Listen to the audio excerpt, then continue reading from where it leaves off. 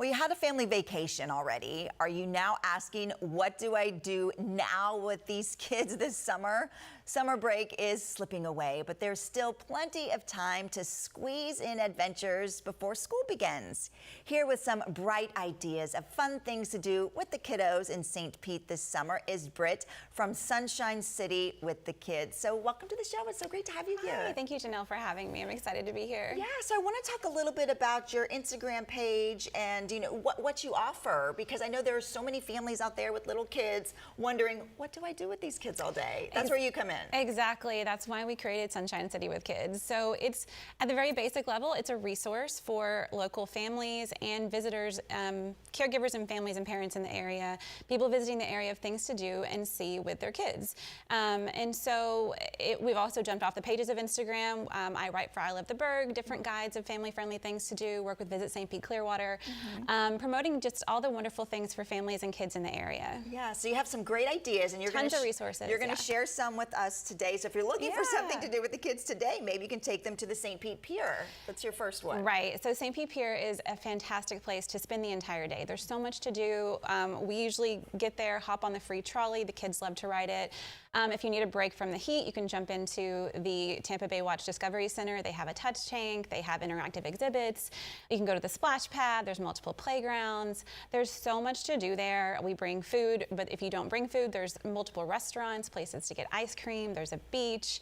As you can see here, my kids love the playground, eating some ice cream. Oh, those are your kids? Those are my boys. Oh my goodness. Yeah, the rare moment of them being sweet to each other. Yeah.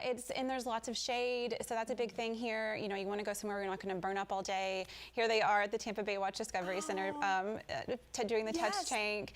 It's just it's educational. There's tons of opportunities outdoors and just a variety of things to do. We easily can spend a whole day there. Yeah, and I know you said pro tip, bring a bathing suit, because when the kids aren't in the bathing suit and they see those splash pads, they're going to get in. So bring a change of clothes at least. Absolutely. Okay, so next we're going to the Boyd Hill Nature Preserve.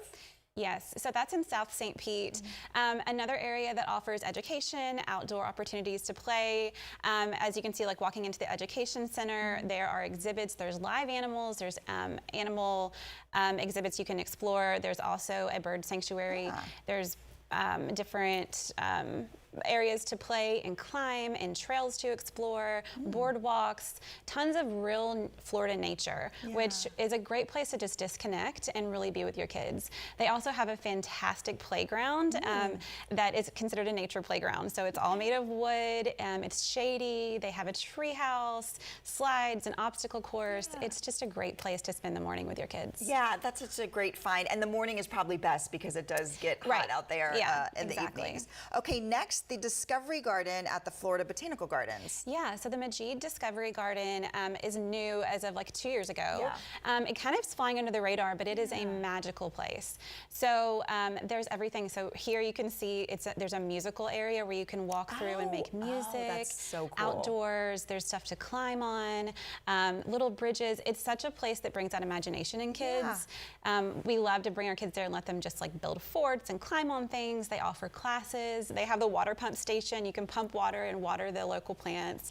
And then afterwards, go get lunch in the Florida Botanical Gardens and sit in the shade, and it's just a beautiful place. Right, if you have some time, just explore the whole gardens, because they're amazing too. But you could easily spend an entire morning at the Majid Discovery Garden. Yeah, that's amazing. Okay, so next you have the Seaside Seabird Sanctuary. Yes, another hidden gem. It's directly on the beach, and it's very small, but it is a animal hospital and recovery area for seabirds in our area. Some of them live there forever, and some of them are just there for rehabilitation, but it's a great place for kids to go and learn about our natural environment. There is an observation tower that you can go up and sit in and look out at the beach, which is beautiful. Bring some lunch. Our kids love just watching the birds. They also do story time. You can see there's pelicans running around. There's lots of seabirds that come there just to hang out. Okay, to be with their friends that are recovering. I guess so. Look how cool that is. It's so cool. And how close you get to them. Yeah, That's amazing. And those are ones that are just like wild ones that have come to hang out. Oh my gosh. They have some that are in the recovery area behind, but and they have an indoor area too. It's just, it's another great spot. Yeah, I've never heard of that before. Really? Yes, I've heard of some of these others. Everyone should go. And it's free. But it's free. You should donate to help their cause for sure. Right, wonderful. Okay, so next, Fort DeSoto Park. Yeah, everyone's heard of Fort DeSoto. I think it's our go-to for a full beach day. If you're gonna like dedicate your whole day to the beach, go to Fort DeSoto. It's gorgeous. There are actually playgrounds there, which people don't necessarily know about, that are shaded.